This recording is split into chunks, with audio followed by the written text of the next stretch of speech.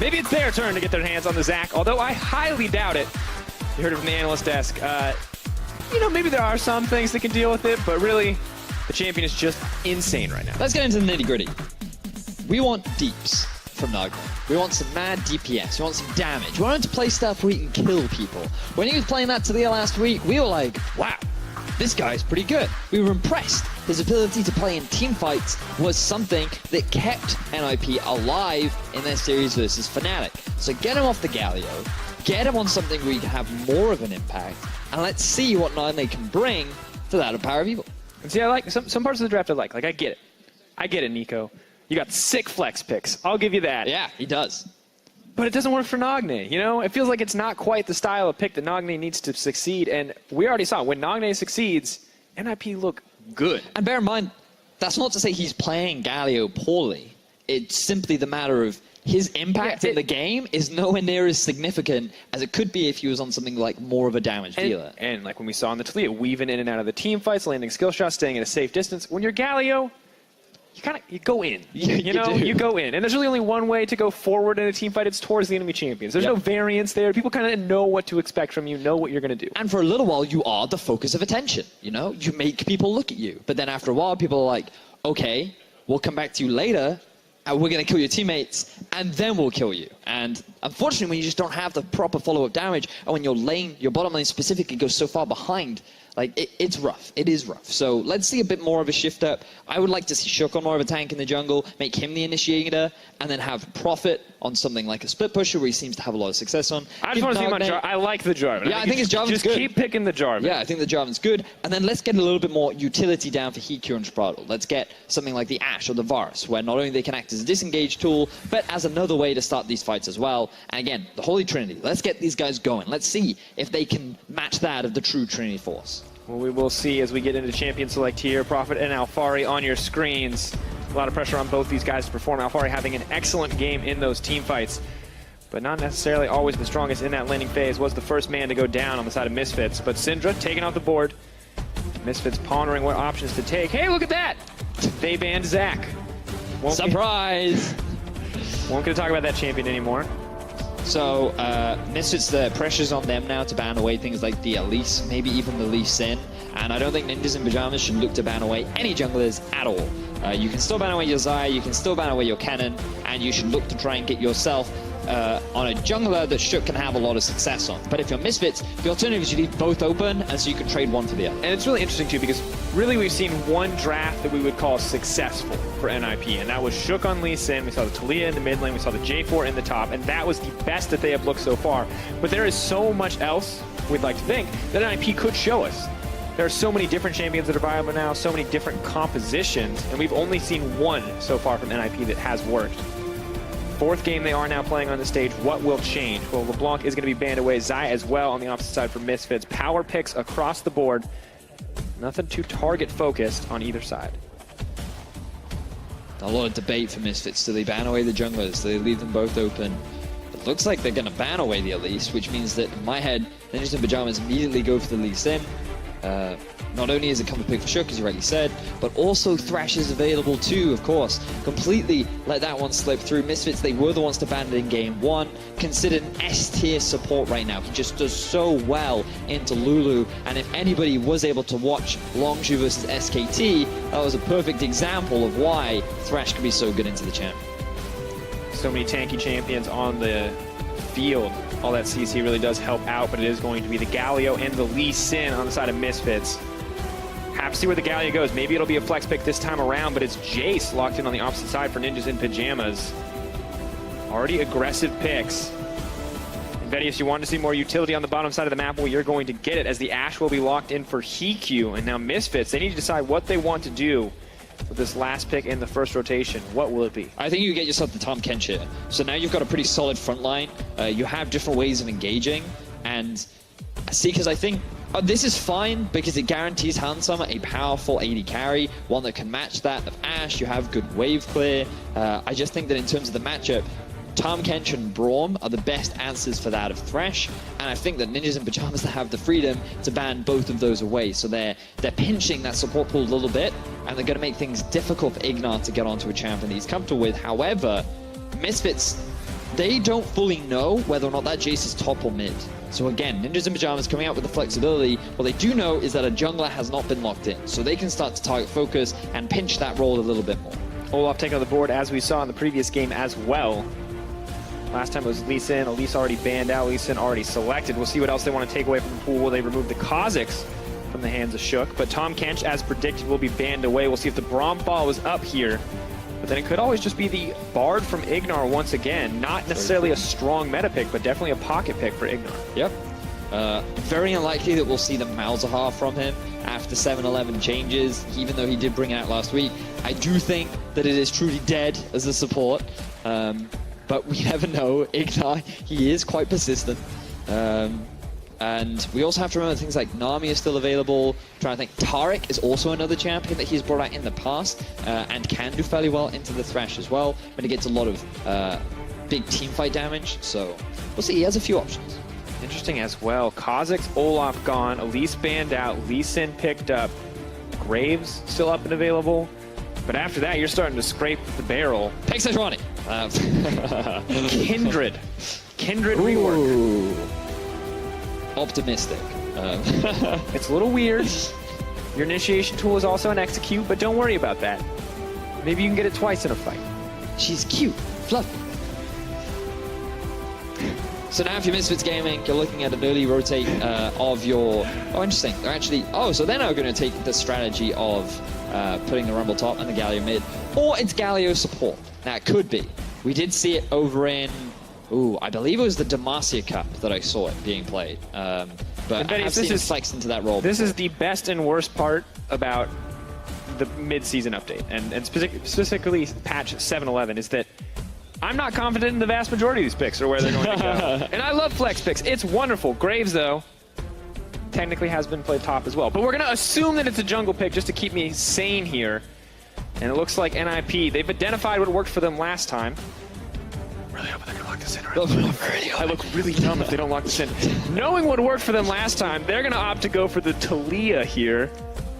Lock it in. Hey, good job. All right, good, thank you. Now on to the opposite side, Misfits have the luxury of the last pick. So now we have to wonder, no, don't get baited, stop it, don't get baited. It's not locked in yet, we'll talk about the rest of the composition. Bear in mind, what they're lacking is a big, beefy support tank. They have a lot of damage with the Varus, they have damage with the Rumble. Now all they need is... Hey, support Galio! No matter what they pick, it's exciting. I love this patch. All right. Galio in the bottom lane going toe-to-toe with that Thresh. And, of course, the taunt as it's channeled cannot be interrupted by CC. So you get hooked, and you're like, oh, you're going to hook me into the taunt. I'm fine with that. You can push him back, admittedly, with the Flay. You can. But then you're using both the hook and the Flay into his single taunt. That's like an advantage in terms of skills trade. Economics. Value. Exactly. Call that the 2-for-1. But we can talk more about that when we get into game. In terms of the overall composition, very similar for Misfits, like we saw in Game 1. A lot of emphasis on team fighting, grouping up as a 5-man unit. They have a little bit more playmaking power with the Lee Sin. He's not quite as linear as the Zac is. He has a few more options. But it's still, the core of it is very much about team fighting, and Lee Sin and the Varus are going to be the primary initiation tools. Now for NiP, they have great kiting, they have great sieging, and they have a lot of pick potential, but again, 1-3-1 is the name of the game for them. Talia off in one side lane, Jace off into another. Two big carries that can hold their own, while your primary wave clear will be Graves and Ashe holding down the mid lane full. Well, here's your chance. Well, ladies and gentlemen, at LO Esports is the place on Twitter. Hashtag NiP win or hashtag MSF win. Maybe you believe in Henning. Maybe you believe in Officio. Maybe you believe in Nagne or Power of Evil. Either way, let us know where your loyalties lie as we get ready for Game 2. I'm ready. It's going to be Galio support. Over in North America, they brought out the Sejuani support. Earlier today, we saw the Bard support. Getting a lot of fun, cool stuff in the new meta. A lot of people are a fan of fun, cool stuff, as it turns out. Well, here it is, folks. Game 2. Nagne and Power of Evil loaded up. They're ready, as is the rest of both teams. But really, we're going to be setting our sights on the mid lane, because last game, Power of Evil was on a tear. It was a boring early game, we'll give you that. Galio versus Victor. but PoE was coming in clutch in those late game team fights. And this is a pretty cool mid lane matchup. It's a very common one over in the LCK. The big difference between the two is Orianna is very much a team fight, peeling kind of mid lane mage that has a lot of laning power. Whereas Nagne on the Taliyah has more roaming power, but she ends up losing a little bit in terms of the laning phase. Because of the work ground, it can be difficult to consistently trade against Ori. So your goal is to just keep pushing, keep wave clearing. And early on, you might suffer a little bit in terms of your ability to go with the back and forth. Once you hit 6, that's where Power of Evil really has to have his vision game on point to keep track of when Nagne tries to move around the map. And interestingly as well, mid lane, farming in the early game, similar to what we saw last time. A lot about pushing, maybe some kill pressure in favor of the Orianna if Power of Evil gets to auto-attack enough. But the bottom lane, I don't know. See, the Vedius, I don't know with these new bottom lanes. Because I feel like if this was me and you, we would go in non-stop. Of course we would. But we also feed relentlessly, so I don't know what to expect from these And remember, guys. it was you and I that was playing the Galio support upon release. I was like, Dracos, I know the role. It's not top, it's not mid, it's support. As Prophet, he's trying to be a jungler right now. Not where you belong, Prophet. Go back to the top lane. Well, already things... A little trading back and forth here on the bottom side of the map, we gotta say. Hikyu and Sprotle still not getting the good end of it, as Ignar just harasses up. But all right, across the board so far. And let's talk about this bottom lane. Yeah, what you expect is a lot of pushing power from Ignar and Handsummer. Not only do they have the Q and E from the Varus, but also Galio is renowned, regardless of what lane he goes in, for just his wave clear. The base value on his Q is just so impactful. Now, you won't max it. You're very likely to max the taunt because the damage reduction is extremely valuable, and you can soak up a lot of the engagement that's going to try and come out from NiP. But it's also just very effective for any kind of ganks that come their way because of the amount of peel that you can provide. And as you rightly said, we like to feed relentlessly. And that's because you do have the power to go for an all-in, especially if Maxwell comes down to the bottom lane, and then you have the follow-up with the Ignar ulti too. And his Justice Punch can hit pretty hard. Shook now moving forward, trying to get some summoners out of Power of Evil, but at least for now he will get the damage. That's like the worst feeling in the world, right? When just the jungler comes mid. He's not even trying to gank, he's literally just trying to hit you to relieve some pressure from his mid lane. To be fair, this is payback for last game where Ignar came to the mid lane and just hit Nagne 4 or 5 times. But Nagne definitely suffering here a little bit in the laning phase. We did not see this when he was playing the Galio, but it is something that he has been known to do in terms of just falling behind early on, whether it be in trades or in farm.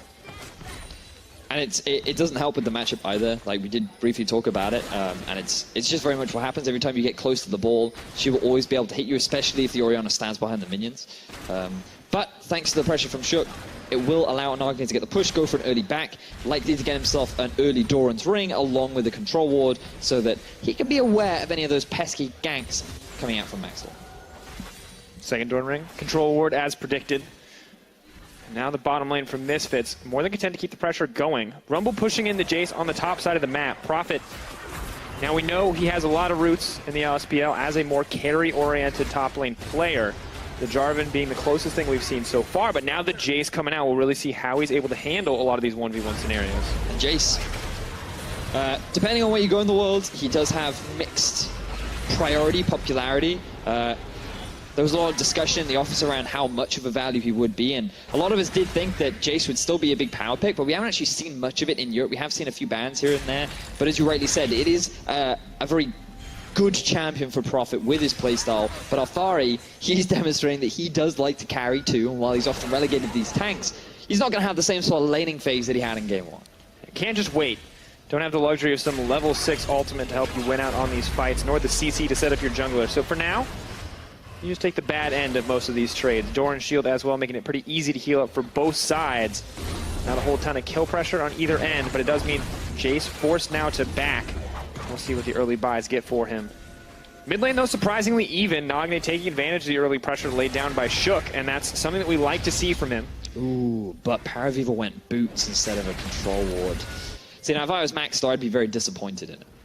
Because the control ward, it offers a lot of value, especially if you get it early. It can often be very super efficient because simply the amount of time that it will survive.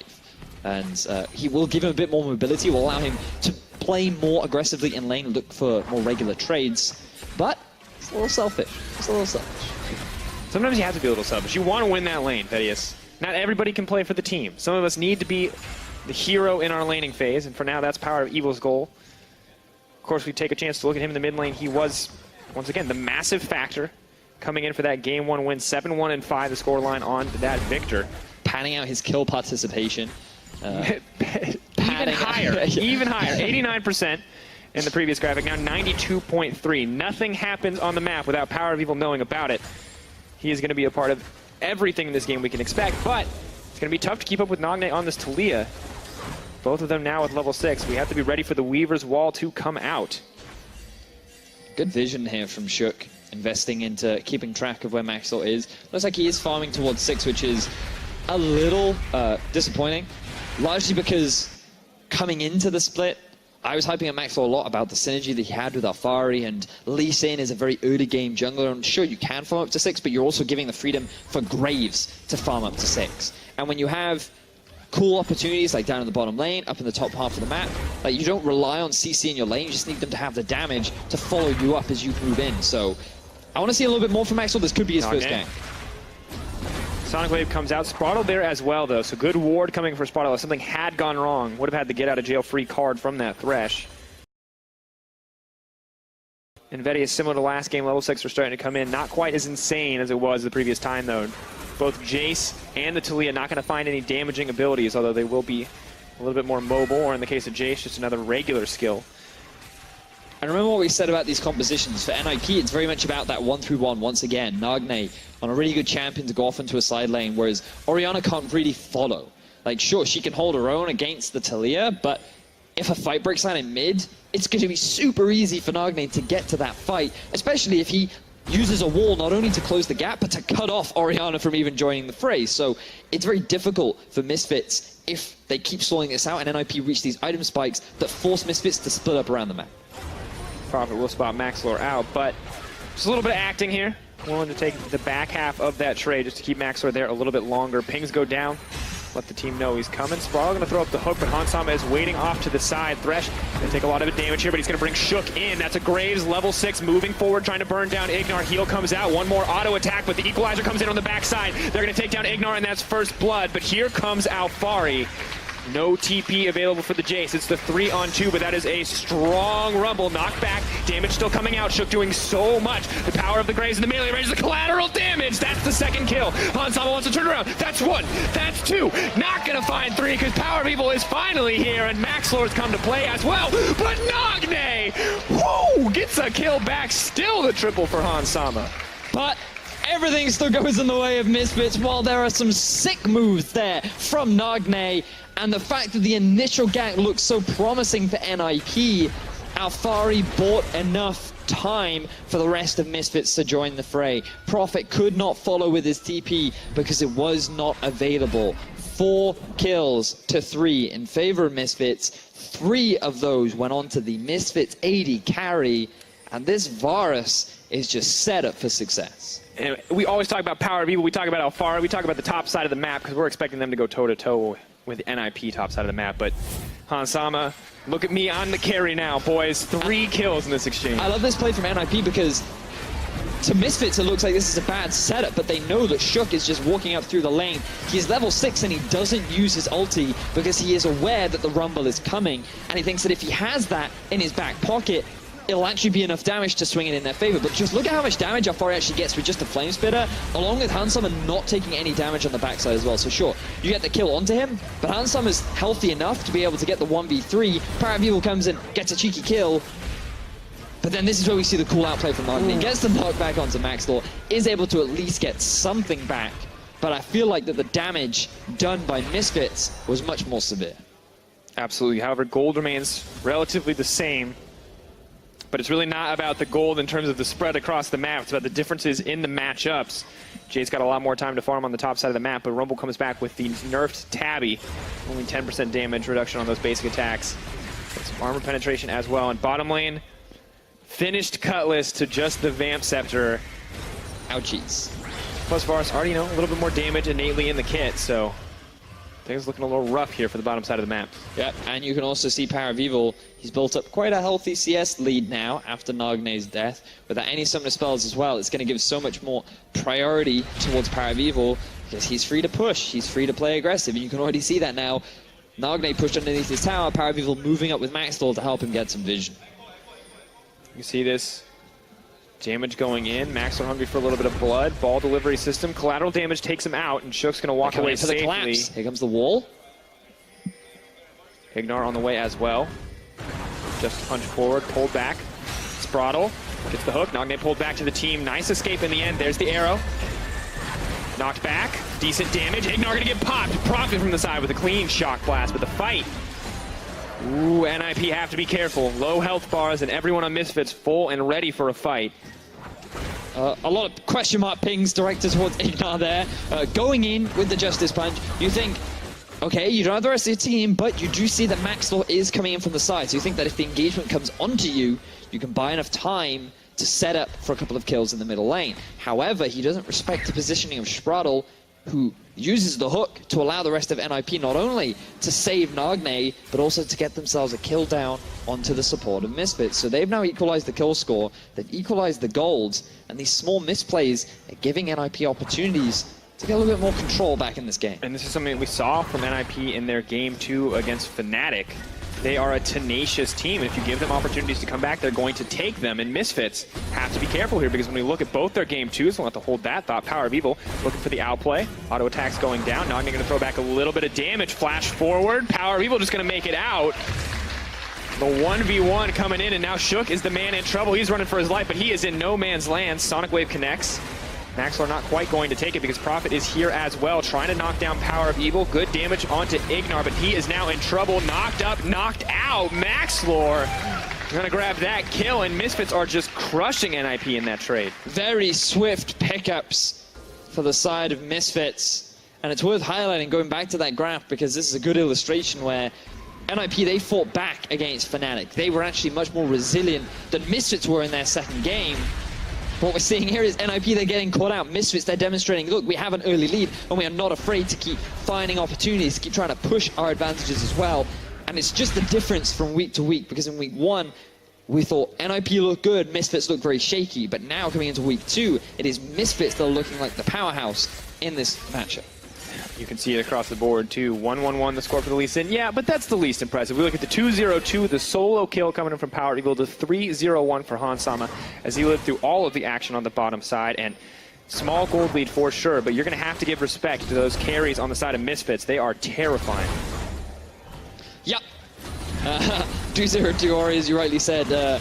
This also just backtracks, like, Taliyah can't 1v1. She's not a solo carry. She is purely for the team. She is not being played properly if she's not roaming around the map, moving with the jungler, setting up for vision, and making plays happen wherever she can. If she's left into her own lane, she's almost certainly going to lose it, especially into a matchup against Orianna, and that's where we're seeing Power of Evil succeed. NiP just giving up this bottom lane tower, but they're a little bit behind on the play as well. NiP going to grab a tower back in exchange, but with first tower gold advantage going over to Misfits, they're going to pull even a little bit further ahead. And now NiP are setting their sights on the Rift Herald. This is what we saw from Misfits in the previous game. A little bit of a mix-up here, but Hansama doing his best to keep this going. Will get the attack speed steroid when he kills those minions. May just be able to kill this out himself.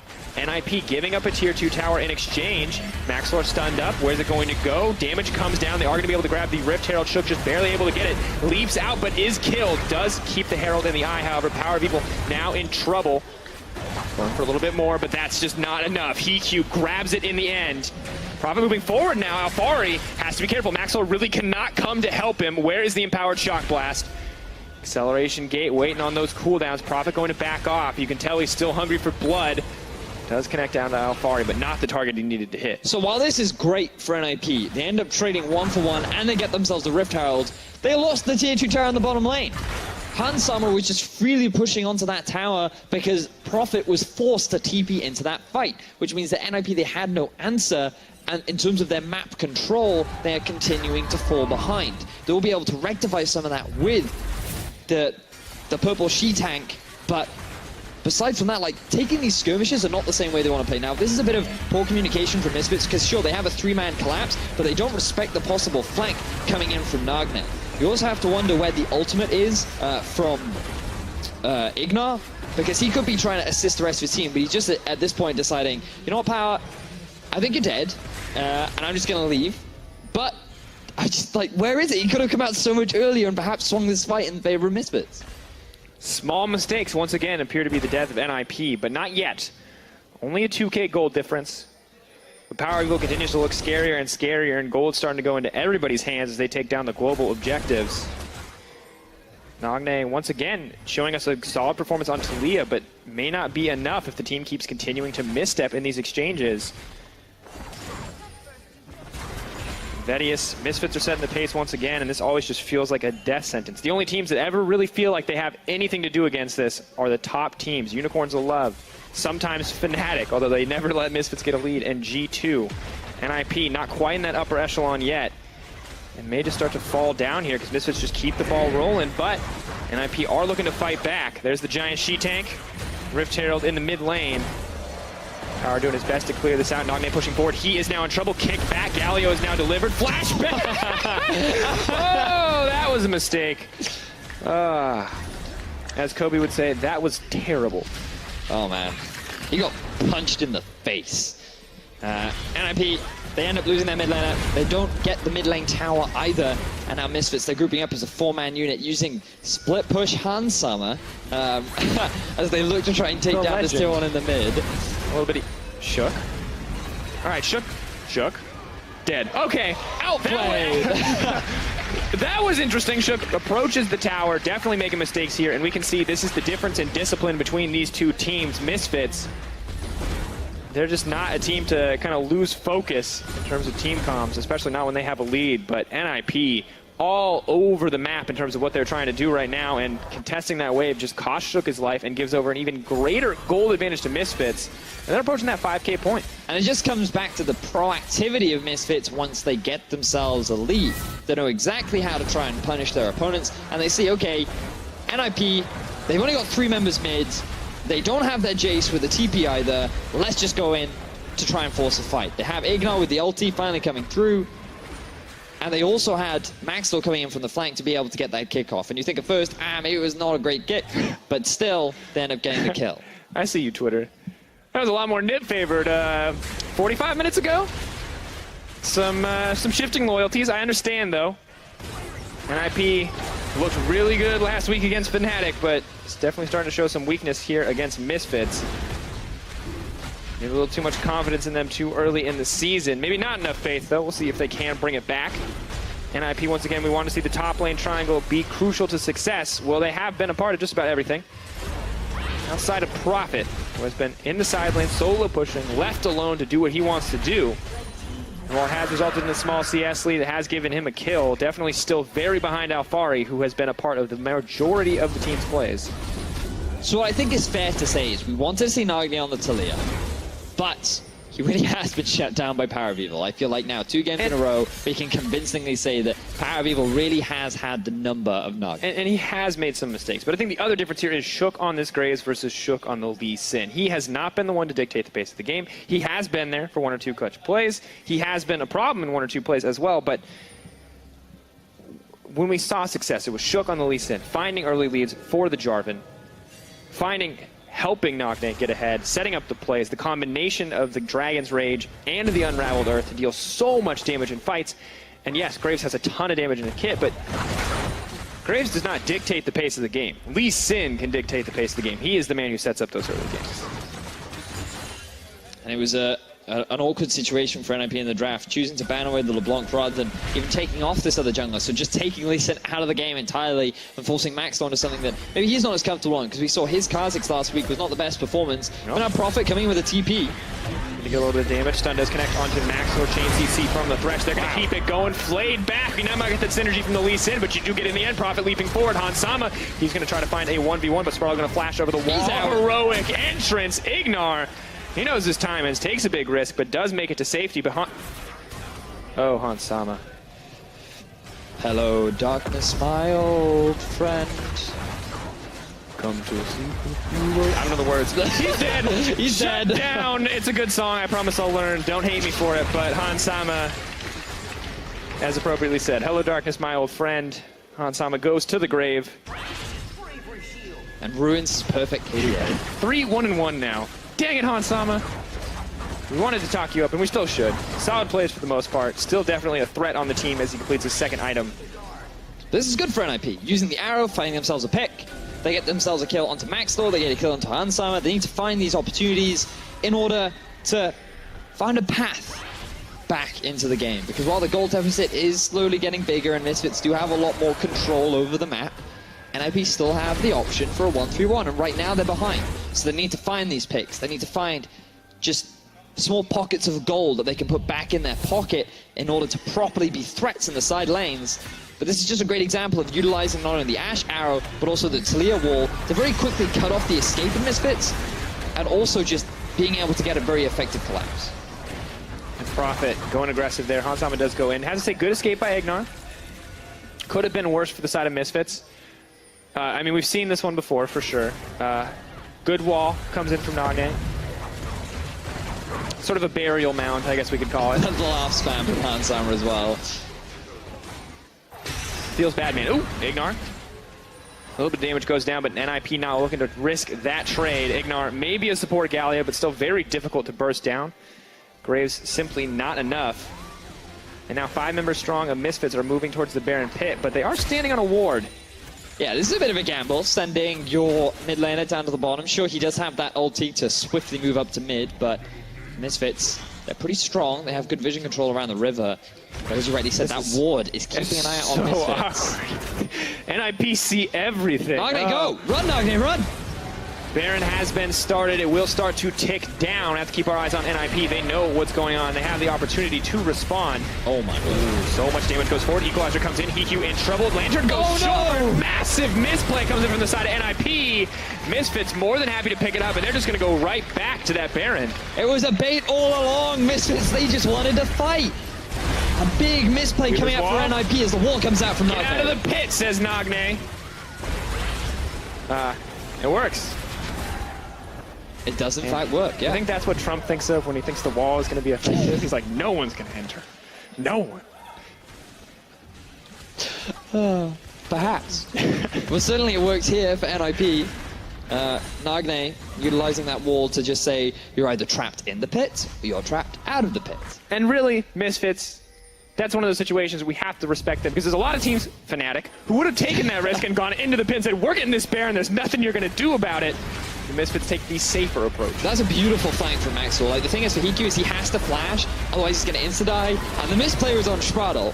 You should be throwing that lantern at max range, not at the range, because walls are a little weird in this game, and you can flash into them. If you don't dash throw into it them over the wall, yes. It hits it's like ping pong, right? Like, you got to hit it over the proverbial net. Otherwise, it just goes into the wall, and we all laugh. Except for Hiku. He gets very sad. Ooh. Flash out of Shook. Power Wheel burning down some summoner spells. That one's pretty important if they want to keep contesting the jungle. But in the meantime, Prophet will have his TP up shortly. Misfits have the timer on that one. They may see this as an opportunity. If not, they may not feel comfortable starting the Baron, but they are definitely comfortable. Ticking down. Prophet continuing to push, though. Remember, he doesn't have the TP. So this is just a bluff. Jace cannot be there. All right, Nagne, we give you some praise. What can you do? Unraveled Earth, threaded volley. Not gonna matter. Misfits grabbing the Baron, a 4K gold lead as well, and that's only gonna grow. NiP, they invested way too much into, let's get this bot tower. Without any way of quickly collapsing onto the Baron, Misfits feels super confident in taking that objective down. They're now grouping as a 4-man unit in the bottom lane. They're going for the Death Brush. Classic. Just classic strategies. Remember NiP? Old school roster, you know, around back in the day. The Deficio Special. The Deficio Special. This is what we call it from the NiP playbook. When you're not sure what the next macro move is, here we go. You hide. Oh. Hi, Alfari. Don't miss! Got him! Spraddle, there's a little redemption for you. Gotta get the shutdown. Deficio sends his regards. NiP, they get themselves a pick. But Misfits, they have priority in mid. They have push in top. Sure, it's great for NiP to relieve some of the pressure on the side lane, but they now need to go and answer this push from Misfits. Power of Evil, completely unafraid, has Baron-empowered cannon creeps to back him up as well. They got a pick. It may make it a bit harder to pressure, but Misfits still going to grab these tier 2 towers completely uncontested. That is the trade-off on the side of NiP.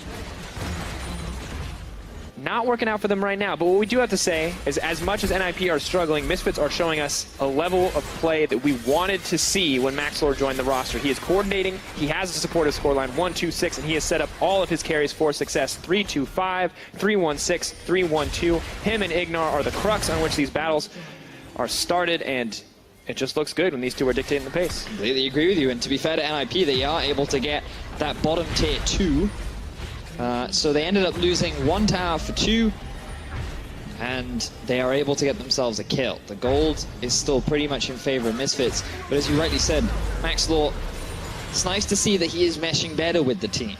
I think this is a better week for them against NiP. It's going to be a bigger test when they play up against teams like G21 and that of Group B in a few weeks' time, because what we did see is a stark difference from this week to last week, where it felt like the Misfits were just completely not doing anything. But what I have identified twice now is that for the first 10 minutes of Misfits' gameplay, it feels like they don't do anything. They really do turn on around the 12-minute mark where they're super proactive, they're moving around the map. It's like really around that first item spike where they go, let's go do stuff.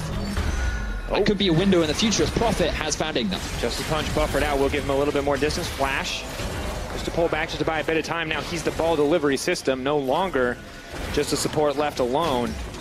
I like how he flashed into the red buff to say, I am the red buff now. And Maxwell came in to heal him. Knocked back. No longer the red buff, but definitely in danger of going down. However, Misfits is here, and they're ready for the turnaround. Leaps out, comes back in. Ignar is safe. Alfari tries to hand deliver the ball, but now he's on the wrong side of that wall. Hiku gonna try to grab that one, but Nagne gonna take it in the end. Prophet's waiting on the outside. The minion wave is gone, and at the end of the day, just a 1-for-1 exchange. But NiP, they're buying time. Being able to get that pick means the Misfits cannot continue with their siege, and Prophet, he just needs gold. Same for Nagne, they need this completed as items to really start bringing it back to Misfits. So the best thing NiP can do is stall. And the fact that Alfari is getting picked off again, that is the second time now within the last 3-4 minutes that he has died alone.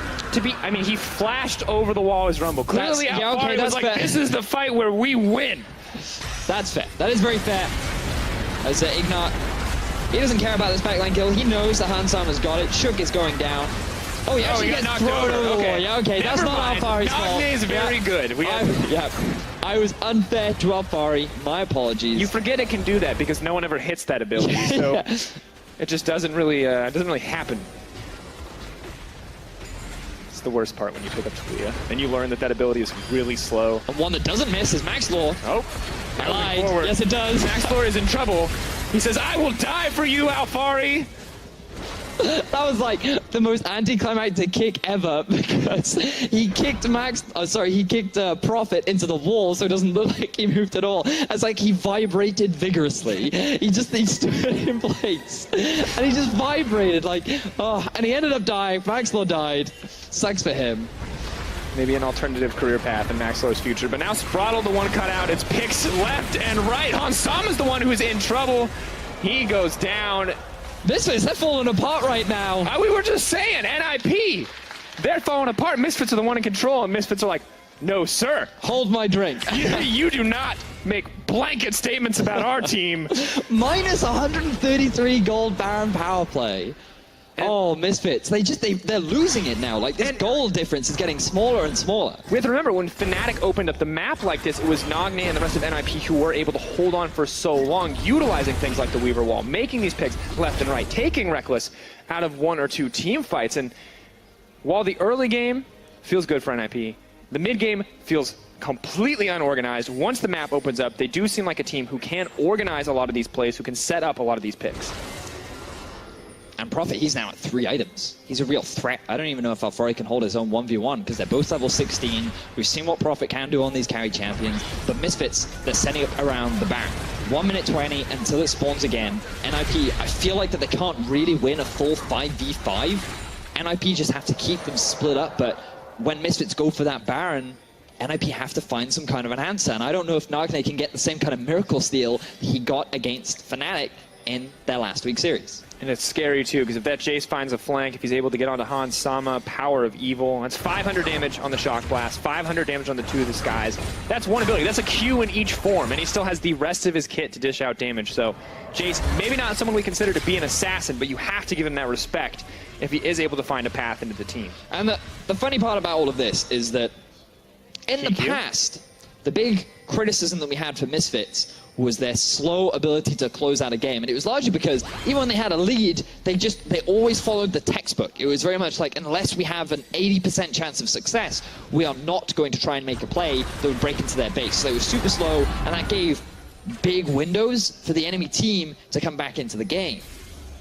And what we're seeing now is, rather than take those 80% plays, they're kind of taking 55, 60% plays, which are backfiring, and it's giving NiP a bit of gold, and now they are slowly working their way back. I get it, you know? You play enough Mozart, you play enough of the classics, you want to get a little jazz going, Vedius. But we're going from regular jazz to, like, acid jazz. Very few people enjoy it. It's a weird genre of music. I don't know if you've ever listened to it, but that is what we are approaching if Misfits continue to make questionable plays. What a great analogy. Misfits are in the mood for some acid jazz. And maybe they need to go back to a little bit of AKA Fnatic every game. Admittedly, they win a lot. They execute on those plays consistently, but they make let's go. moves. Misfits moving forward. TP is up. Weaver's wall once again. No one's allowed in that pit. Don't forget it, Misfits. Now I don't know how Jace's just gonna leave. Oh, look at the flank. How far on the backside? Galio coming in, decent damage, but Maxlor is now in trouble. Unraveled Earth has already been used. NiP grouping up as 5. Keep in mind, Equalizer is up and available, as is the Shockwave. The Wombo combo is online. And I love this kiting from NiP. They're not hard committing to a fight. Look at all the ultis that were used, largely just from Ignar, but they've gone back to the Baron. And Jay still has TP, 5k health and getting lower. This is a big risk for Misfits. This could be the 50-50 Baron. A lot of faith in Maxlor. Oh, where this is risky. Justice punch. Hook goes forward. Decent damage onto Hansama. Knocked back into the pit. Can they take down Shook before they get the Baron? He makes it over the wall. Where is the smite? He gets it! NiP, Misfits, you take the risk. They're more than happy to punish you. Look at Prophet. He's already breaking an in-hip.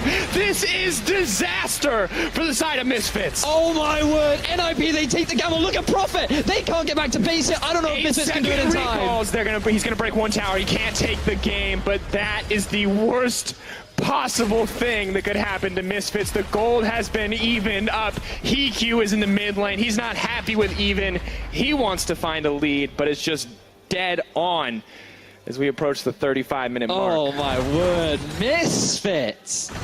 Utterly disappointing. The fact that you end up getting picked off multiple times. You decide that you have to try and force a fight around Baron.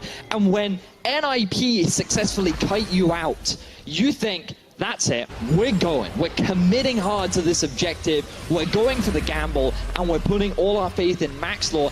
And even though Shook gets blast coned into the pit, is forced to flash out of it, he is still able to get the steal, get the bottom lane inhibitor, get 2 towers. NiP have swung this game wide open. As we look at this again, I mean, I'm really just going to tell you the only thing that matters right now is Shook. Yeah, just watch Shook. The rest of the fight doesn't matter. So you can see here, he gets blast going into the pit, he gets taunted up, he gets kicked out, and then he flashes back in for the steal. I think if Maxwell had followed that cue, he should have been able to get the kill, and then that smite threat could disappear.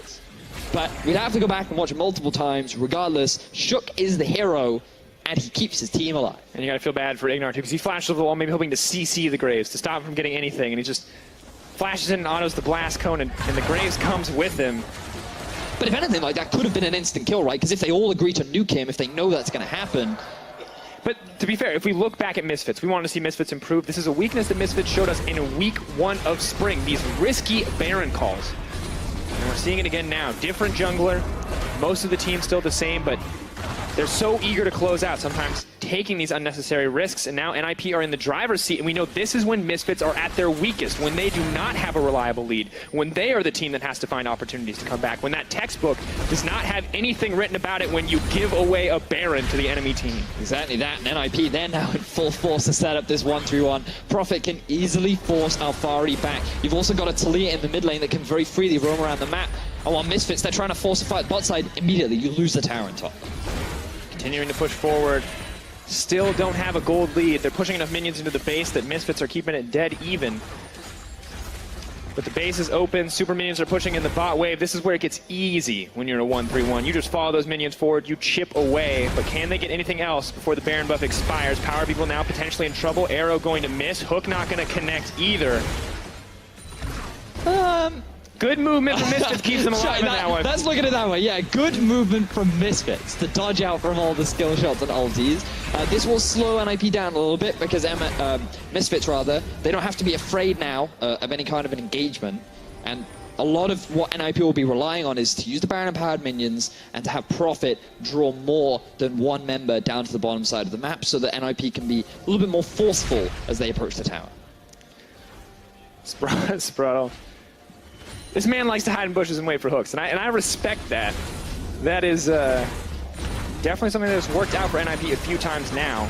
But with Baron buff gone, NiP are just even in terms of a lot of things across the map. Prophet continues to be a threat on the bottom side. Misfits more than happy to commit members, though. They're not letting it happen at the same time these waves crash in. Yeah, so just something to bear in mind when you guys at home are trying to siege into the enemy base and you want to go for these inhibitors, ideally you want all 3 minion waves to hit the towers at the same time. Now, because of the way in which mid lane works, the minions travel faster, they will reach the point faster, so sometimes you have to compensate, and it's worth just allowing the minions to just sit in front of the other minion wave while you soak up the damage from the minions so that you can have all 3 waves push up together. And part of the problem here for NiP is you had bot lane hit first because it has super minions, then top lane would hit, and then mid lane would hit, which means that Misfits could actually just very easily go between each of the waves and just clear them out. So NiP, their ability to siege, not perfect, but the fact that they're able to get to this point is still a big bonus for the side of NiP. And it's interesting, too, because we praise Misfits so much. You look at that gold graph on your screen for their ability to close out once they had a lead. Not their ability to close out, but their ability to snowball these leads. And they did! Look at that. They were crushing for so long, but you then... can see where the ball was rolling. It was like, whoa, that's great. Down the hill, and then there's one pick,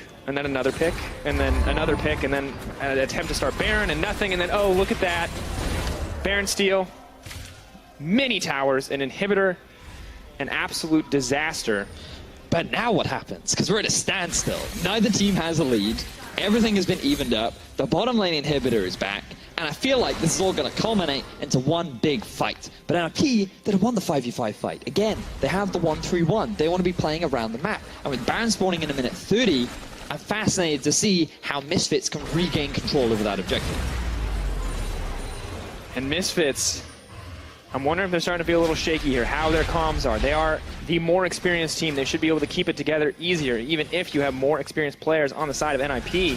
Well, in terms of experience, I mean, Nagne, this guy has been around. Nagne shook.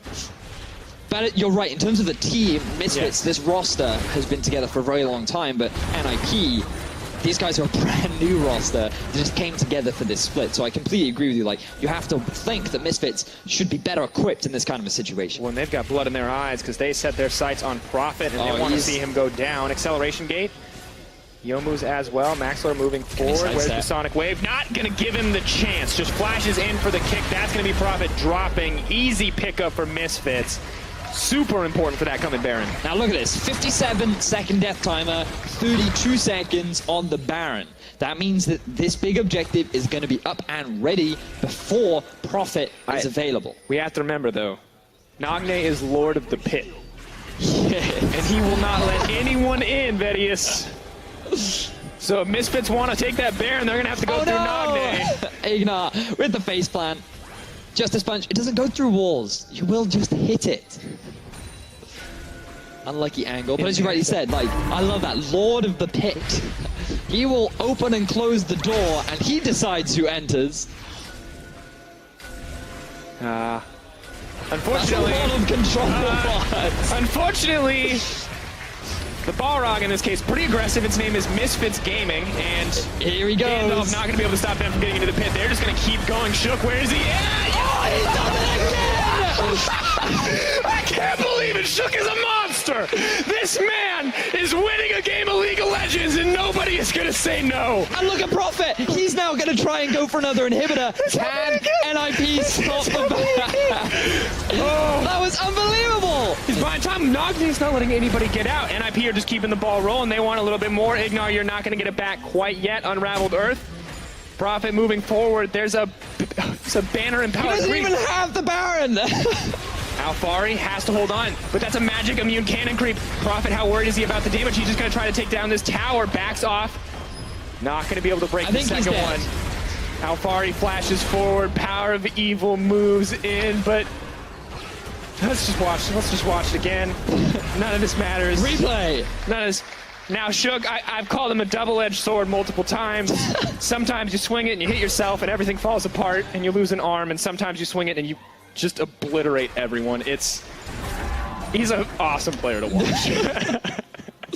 Oh man, so cool interaction that you will see is he actually used his Q proc on the Talia wall to get the bonus burst damage as well. So that's something to look out for, but the fact that in a 1v4, even though Ignat ultied, he timed his flash at just the right time. So let's watch how this all plays out. So the first thing to note is that 3 members get zoned out of the pit. Ignat wants to get back in to help heal, right? So let's get a nice slow-mo here. As you can see, he comes in. He doesn't even need the wall. He just gets the smite in. And he almost gets out, but the big thing is Nagne also gets a kill onto the enemy jungler. Following this, the problem is Prophet, he arrives too late, so he doesn't actually get the Baron-empowered minions. He TP's bottom lane, and I feel like he should have just gotten the inhibitor and left, but the rest of NiP, they tried to stop Misfits from backing, and sure, they buy a little time, but this Misfits squad is still pretty strong. Hansama. Okay, I don't know what happened here. We were excited about a lot of things. Is this where he loses? This is where Nagne dies, yeah. Nice outplay by Hansama. And the Wolf doesn't even kill him. Uh-oh. Now Spiral's in trouble. Looks like he's going to get picked up. That's not the start that they wanted from the fight. HeQ Shook down towards the bottom side. But this is good. Elder Dragon is on the way. Misfits, they've given up on Baron. They've got something else to fight for. Oh no, Ashe is very overexcited. Oh, she does have the Baron-empowered recall though. I think she's the only member left now with the Baron. Weaver's Wall, trying to stop the creeps from getting to the tower. But it does mean the Misfits now have the chance to stack up, buy a little bit more time for the split push to continue. Is this just going to be a base race? No. No. Oh. Sure. Surely not. No, okay. All right, arrow goes out. Boop. Nope. Good utilization of the boop there. Very impressive. So now the Dragon's up. It is Misfits. But Shook has smite, which means you should not do this. Here he comes. Misfits. This man is a predator. He is at the top of the food chain right now. I don't know if you want to do this, Misfits. Where is the smite? Shook. Oh, I can't get that one. All right, Max Lore. Okay. Misfits, they get the Elder Dragon. That's 3 stacks. 135 bonus true damage, a little bit extra movement speed, a little bit extra regen. And the Baron buff is falling off. So, Misfits, despite everything else, despite the Lord of the Pit, despite Shook doing his best Dandy impression, the new Prince of Thieves, not enough. Misfits still in the lead, not in control, but definitely in the lead. Now, it was NiP who replaced Giants in Group A. It was Giants that always produced the Baron Stealers. Is it? It must be fate that in Group A, or there must always be one. There must always be one in the league. The ultimate Baron Thief. El Bandito himself. Baron power play. That one was once again for... All right, we'll figure that one out in a second. Someone got negative 766 gold over the course of that Baron. It was NiP. All right. There we go. So I would, at this point, you know, we do the standard cast thing where we talk about, like, look at the CS, look at the gold, but it doesn't matter at this point. Gold is even.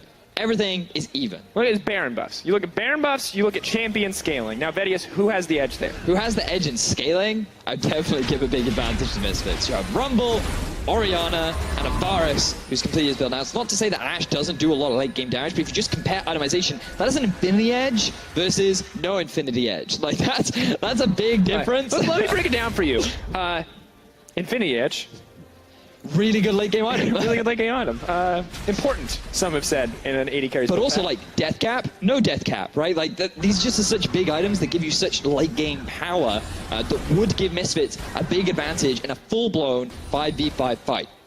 But that is if they can get it, because I feel like they haven't had one for a really long time. And you gotta give respect to Ninjas of Pyjamas. Living up to their names a little bit, they're slippery. They're not fighting you face to face. This is some guerrilla warfare right here. Although Misfits trying their hand at it themselves, moving around in the jungle, looking for an opportunity to find and engage.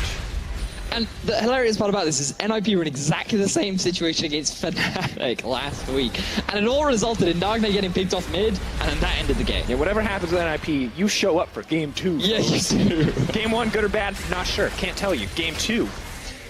If 2 games as a sample size is enough to convince you statistically, 1, you're my kind of person. Perfect. 2, definitely need to show up for NiP game 2s. So now I feel like it's all going to come down to this Baron once again. I believe this will be our 4th Baron of the game, because Misfits got the first one, and then NiP got the following 2, if my memory is correct. And this will be the most Barons of the summer split. I'm pretty confident in that statement. Ooh. The question is, who will it go to? 3K gold lead for a team that outscales. This advantage should be theirs. And yet none of us are 100% convinced that this is going to work out for Misfits. But you can hear the calls. Run, Prophet, run. Go is the call. Where's the damage going to be? Power of Evil speeding himself up. Prophet does make it out. Misfits are hungry. They've had the opportunity once before. They pulled the trigger. They took down Prophet. They set up the Baron. They thought it was enough, and it wasn't. But maybe it'll work out this time. So much tension right now. A lot of vision coming out from Misfits around the river. But NiP, they're saying, you know what? We just want vision around the Baron. That's the big important thing. And Prophet, he needs to get this push going. I like the fact that Misfits countered that push to delay. But look, why is this Ashe down the bottom lane? NiP are fully aware that there's 2 members there. Are they really putting all their faith in Shook? One man, one desire, folks. The jungler is stunned. The wall has come out. The Lord of the Pit has spoken. Where is Shook? Damage goes forward. They're trying to zone Shook. He's trying to make his way around the wall. Keep your eye on Power of Evil. They're kicking forward. Maxwell says no. They're finally going to get it. Misfits get the Baron. The push is happening on the bottom side. Sprawl's doing his best to buy time. In goes the Galio. He canceled so many backs, but what does it actually mean? Inhib down. EQ pushing forward. Prophet leaping in. He wants to buy time for the team. What are they doing? They're split up. They're disorganized here on the side of NiP. They need to back out. Ignar is running forward, doing as much damage as humanly possible. There's the equalizer to split it up. Prophet has to run. The GA is going to go down. That's disaster for NiP. They bet it all on one final push, and Misfits came out on top. NiP, they got so desperate right at the end. They thought that with this Baron gone, I don't know if we can win. So they go for the Hail Mary play. Sprawl tried his very best to interrupt those backs. He could not do it. Only Nagne, the Lord of the Pit, now stands in the way of Misfits. But there's no pit here, and Misfits, they're going for your Nexus. Moving just a little bit more forward. Misfits hungry to get another kill to close it out, but this is going to be simple and clean to end it out. It may have been messy all throughout the middle, but Misfits, they find the opportunity, they find the chance. Nagne tries to ride it out in style, but there it is, folks. 2-0 for Misfits, and their first series of the week. And look at the relief on Misfits' faces. I can see Hussein coming out being like, well, guys, that was an educational game. Right now, we won, and we should be proud of that. But there's a lot to learn. But that said, good for Misfits to find this win. We saw improvements in their communications. We still saw a lot of weaknesses, but this is a track record to improve. And now on the side of NiP, a lot of the same weaknesses we saw last week. Yeah. But impressive that we're consistently seeing them contest in these situations where they are at a deficit. The big thing for me for NiP is like they've so often been drafting these 1-2-1 comps, and I feel like that they are yet to properly utilize it once. Their communication does seem a little bit haphazard. The fact that they are sending members down to the bottom half of the map without a proper response, like just a lot of work still needs to be done. I'd like to see them more often just building a composition which is better suited for 5v5 fights, grouping up as a team, because then I just feel like they can fall into this kind of style where I think that they would much better be suited. Still, a lot of praise from Nico. And you can't blame him. 2 impossible Baron steals.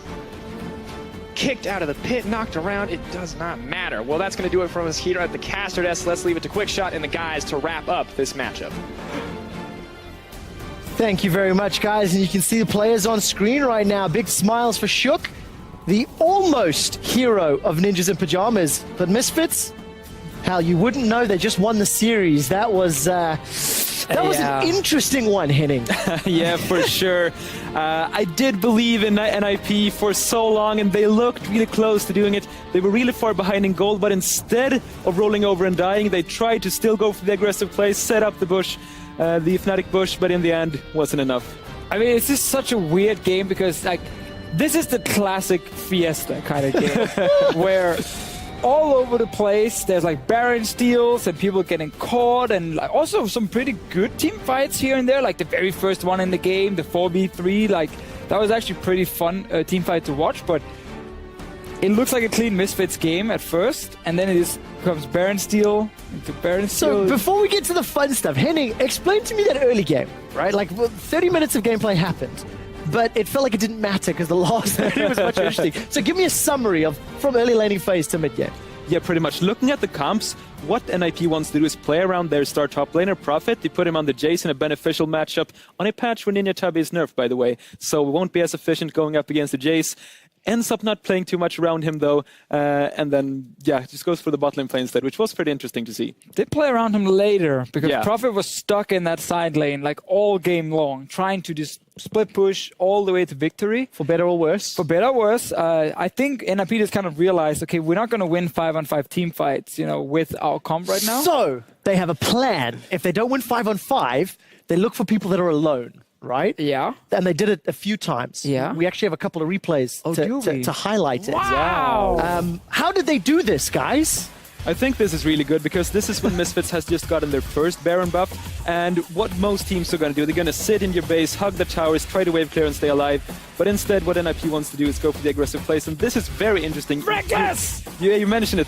Just like Reckless, it's coming up with HQ here. Misses the arrow, but still able to flash in and get to max door. Now, this kind of playstyle will definitely work a few games for you, while teams are still not used to it.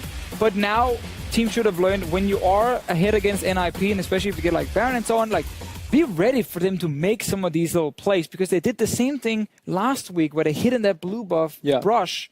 For the one top laner who wants to push his lane and then go join his team, he walks by, he dies. So it's actually something that's good to do a few times, but if you do it every time, then people will figure it out. You saw in this game, Misfits started putting wards in the lanes. Yeah. Because they're like, oh, Hiku is probably going to run through this lane again. And they saw him on multiple wards, and they didn't actually die to the 80 carry gank later on. No, not later on. But talking about later, one of the many Baron steals. Let's jump into the next three players. This looked like it was going to be end of days for NiP, but somehow they win this fight, Henning. Yeah, just look at Shook during this time. He's just able to stay around the Baron, and meanwhile Prophet is going to come in here while Alfar just used the TP. And yeah, they try to pull off the Galio combo, not able to do so. Fast forward a little bit, Prophet gets the tower damage, and then again trying to go for the 50-50 Baron here, no vision on the side. And Prophet is still in the bottom lane, pushing down inhibitors. So this is great map play from NiP. Ignite wants to go out, hit the blast cone, and either shoot Shook away or shoot him into the pit and then kill him. But they don't kill him in time. There. Yeah, because then Lee Sin is panicking. He's like, no. Why is he in here? I'm going to kick him out. And they don't actually then kill him. And therefore, because they now used everything they had to either knock him in to burst him down or then kick him away after, Shook actually had flash and dash to get into the Baron pit again. So the blast cone hit from Ignar, like part of me wants to say he wanted to knock Shook away from the Baron pit. Another part is like, no, he wanted to knock him in and just burst him down while Baron was still on 2k HP. But clearly, Maxlaw wasn't ready for that one. He's like, this guy should not be in here. Well, Shook almost had the plays to earn him player of the series, but because he did not win the game, did not extend it to game 3, we have a different player of the series. It's going to be Power of Evil, the man that you had pegged to be the difference maker, the man that you, Henning, had pegged that might be controlled by Nagne. Dude, you put your faith in NiP. How it went so wrong? Yeah, I'm almost... Never trust the Swedes. Whoa. That's all I can say. That's all I can say. Well, listen. Thanks you for making me feel welcome on the caster Discord. Never trust the Swedes. Officio said it best. Thank you very much, guys. Well, he didn't get to answer. No, he's done. Misfits Gaming, they proved themselves as the stronger team in this series. For more, Pyros ready for a word with their jungler, Maxlaw. Thank you very much, gentlemen. Yeah, I'm joined by Maxlaw, and I just want to ask you, personally, after 2 Baron steals, how good did it feel to kick Shook in the face out of the pit the 3rd time? Well, 3rd time was a charm, I guess. Yeah, the first 2 Baron calls really sucked. The second one was not really my fault, but we suck at Baron, basically. The 3rd one was 3rd time's a charm, and we eventually got the Baron and won the game off it, so felt good. Yeah, it was a long one. I mean, difficult when you're having a game that kind of goes on like that after you build up an early lead. How do you kind of untilt yourself after not one, but two Baron steals that looked like you were going to have it right up to the last second? I think because I am really mentally strong, I don't get triggered from that kind of stuff. Even though I miss Smite, I'm kind of used to it at this point. So, yeah, it's all Gucci. Well, there you go. I guess so. You miss enough of them, it doesn't phase you after a while. And you have a lot of experience now on this stage. You know, you're coming in on another team, changing your jersey once again over to Misfits. How has it been fitting in on this new squad coming into summer? It's been feeling pretty good because I've known the top laner for a long time, so we're good friends. And I knew some of the players before as well. They're all great players, fantastic, eager to learn and stuff like this. And I'm really happy with the organization as well. So I have to put in maximum effort to make sure that we make playoffs and possibly worlds. Absolutely. I mean, we'd heard from the coach earlier on this year. He talked about kind of a big year plan for Misfits going forward. You guys think in the way you are right now, you're going to be able to make those playoffs, or is there a lot more work that needs to be done? We can make playoffs, but not convincingly.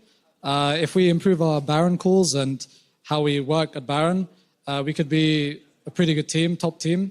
I think after our loss against Fnatic, it kind of showed our weaknesses in picks, especially my picks and strategy and stuff like this. So the amount of progress we made this week has really surprised me, and I'm really happy with it.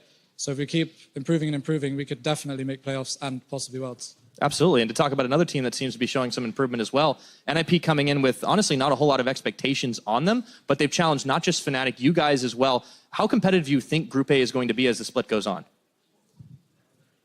It's pretty damn competitive because, as you said, NiP have been challenging everyone, and they are seen as the lowest ranking team, yet they can actually compete against the top teams. So it's not going to be like last split where it's going to be just like, for the first 7 weeks, really boring to watch LCS, but I think there'll be a lot more upsets this split than there was last split. I'm looking forward to seeing it. Thanks again, Maxlor, and congratulations on your 2-0.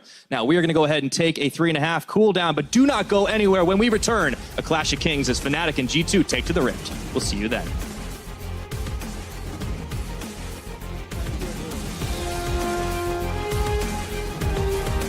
Folks, game 2, Nagne and Power People loaded up there ready, as is the rest of both teams. And Maxlor's come to play as well, but Nagne, woo, gets a kill back, still the triple for Hans Sama.